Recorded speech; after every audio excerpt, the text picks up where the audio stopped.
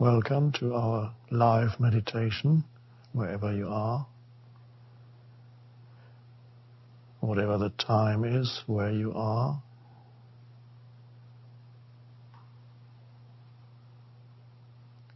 It's the present moment.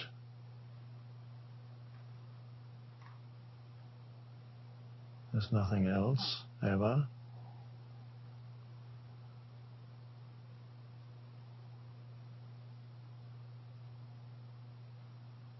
We're here to become comfortable with something very precious,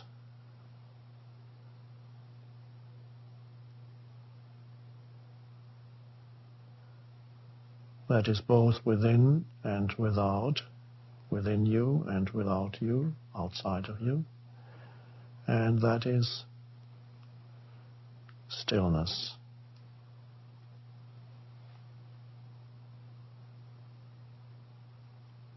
If you lose touch with that, as many millions of people in our civilization have lost touch with that inner stillness, if you lose touch with that, no matter what you achieve or attain or do, it's always going to end up in frustration and some form of unhappiness, because the foundation will be missing from your life. Stillness, of course, is only a word. We use it here as a pointer. We could use other words, other pointers to that same reality within you that is usually overlooked, covered up. Everybody has stillness deep inside, no matter how mad their mind may be.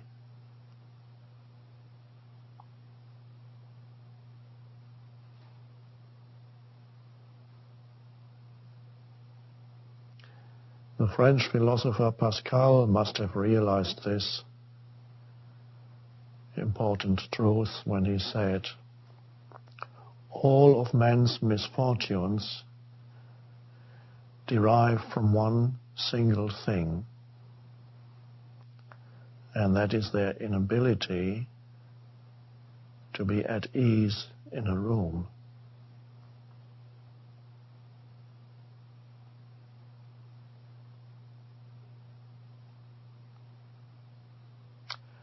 Of course, that implies stillness, their inability to find that inner place. And so they cannot be at ease in a room, as he put it, which is at ease with themselves. They haven't touched that sense of inner being, beingness or rootedness. That is the foundation of all spirituality.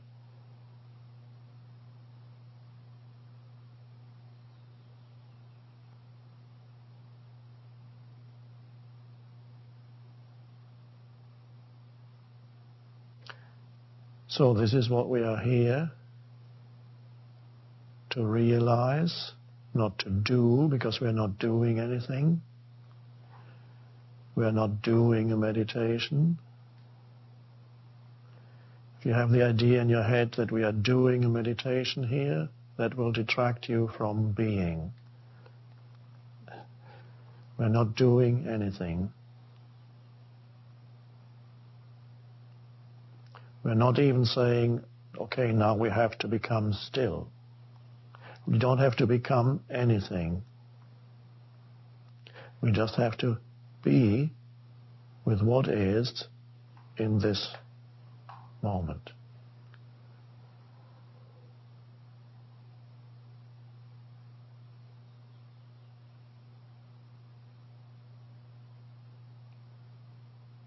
And then find that underneath all the stream of thinking that usually gives you your sense of identity, there is something more vital that, however, cannot be defined through thinking.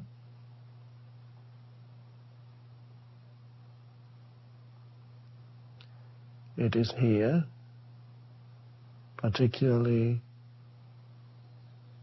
in between the words. You encounter it as the space in between the words.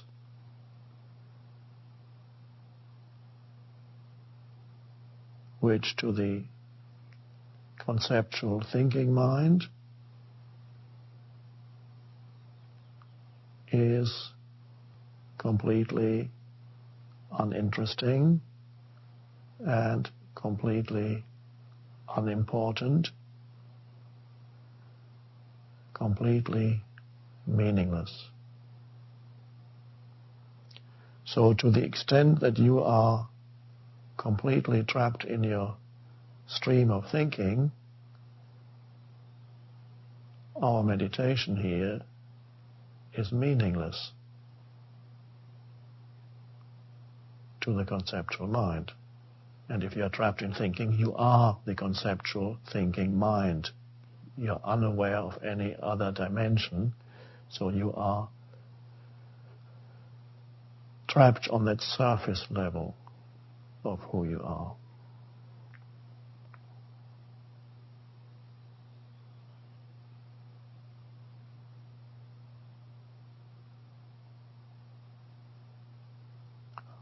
Or you could be aware of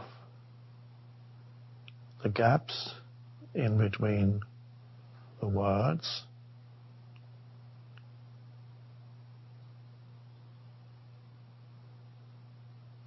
and just notice that there are gaps in between the words. What does that mean? What happens then when you notice, for example, now there's a gap? Nothing is happening in that gap. What is there in that gap? Is there anything in that gap between two words or between two thoughts? No. It's just a space. And yet, there must be something, because there is an awareness that there is just a space. In this gap, there's still an awareness. An awareness that there's a gap. But there's nothing happening in that awareness. It's just a spacious awareness. An awareness of no thing, nothing.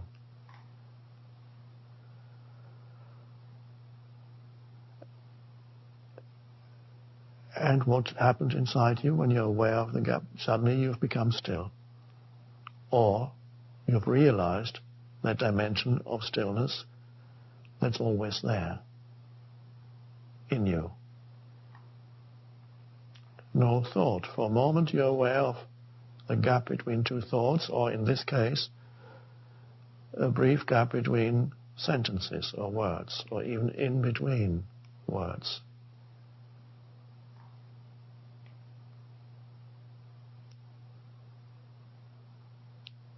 So in that gap, something arises within you that before was covered up by thinking or emotions that go with thinking.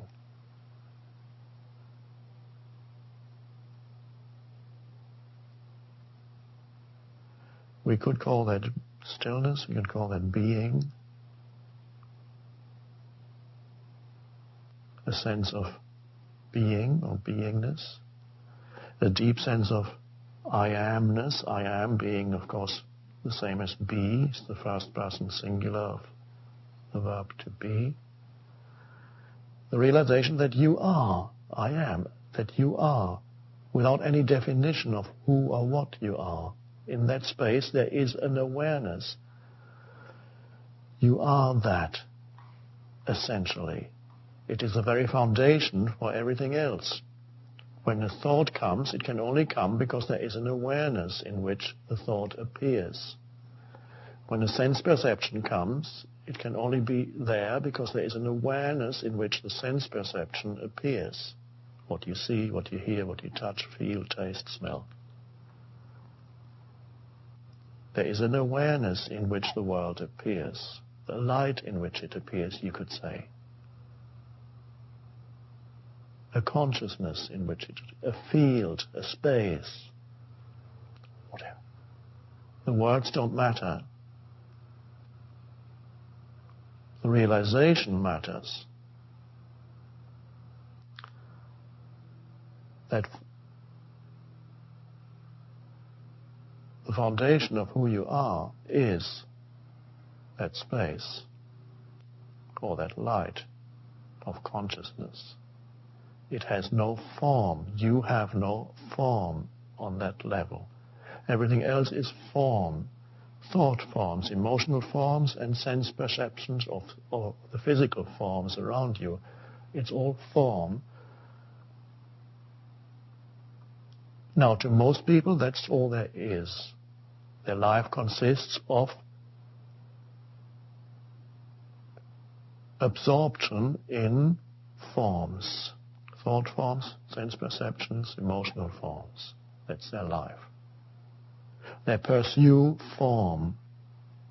What's the next form that can be more fulfilling than this one? Because this one isn't fulfilling enough. It never is. Never for long. No form can be fulfilling for that long. It cannot serve as a foundation for your life. It's ephemeral, fleeting, short-lived, impermanent. Comes and goes.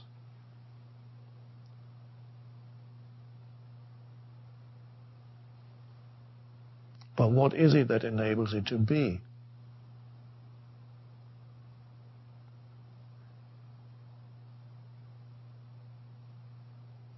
You.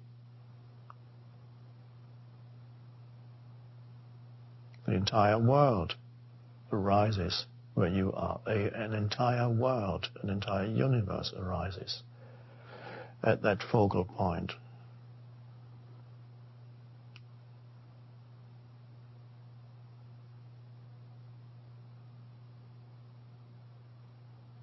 But you are essentially not what arises. You are the space. You are not the form.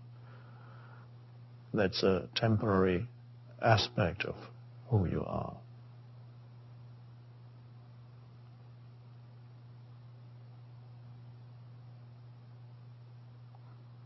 So the most vital thing in your life on this planet here is the realization of who you are in essence.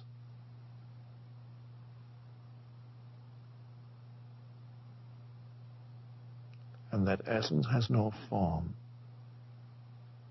It's just spacious consciousness. And that word is only a pointer.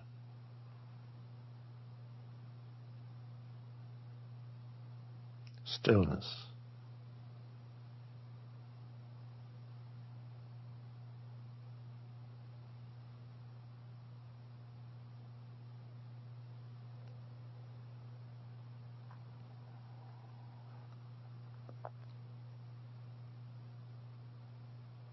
Just a sense of being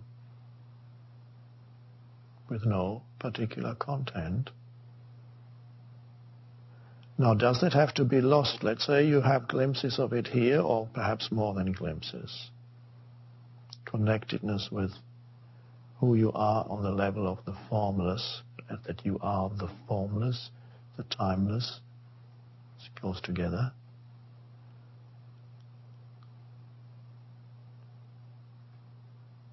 Now, does this have to be confined to brief moments like this?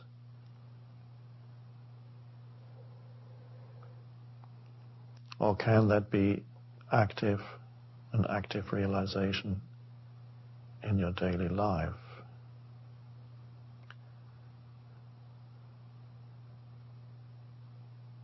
When the world of form makes continuous demands on you, the demands made by the thinking mind, give me attention, says every thought, so that I can become bigger, and so that I can give rise to lots of little children, which are other thoughts. Give me attention. I am so important, says every thought, and pulls your consciousness into it, and your consciousness becomes form, the thought form, and more thought, and more thought. And every emotion says, give me attention. I want to grow. You can observe it even with anger, how the anger takes you over and wants to grow. And use your mind, add more thought to it. Yeah, I matter, give me attention. And in the outside world, every event, every situation says, it's so important.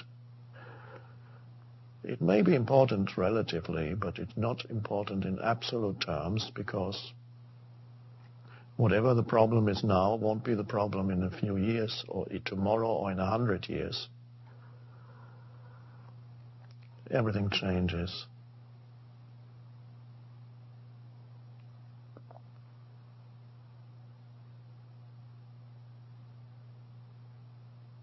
The people that lived on the planet 100 years ago, everybody had their life problems and dilemmas and difficulties and things they had to worry about and think about continuously, even at night.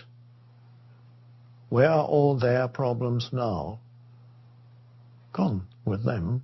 The forms have dissolved.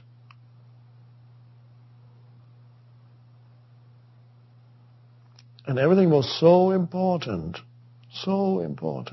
my life. But it was only a tiny aspect of that it wasn't truly my life, their life. They thought it was, most of them.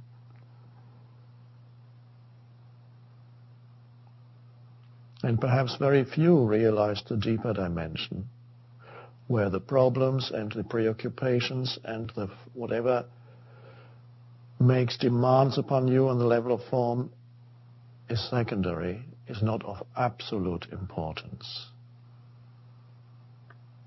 As Jesus puts it, only one thing matters, he says to Mary, while Martha, her sister, is preoccupied with lots of things and busy.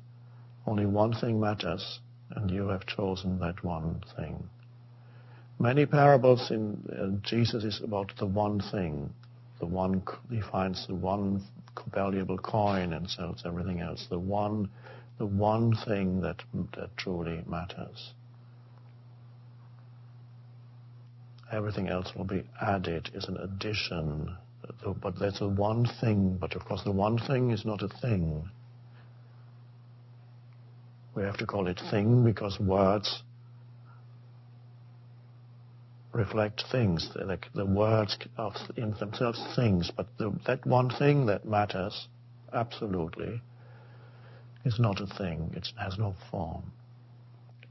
It's not subject to decay. It's nothing to do with time.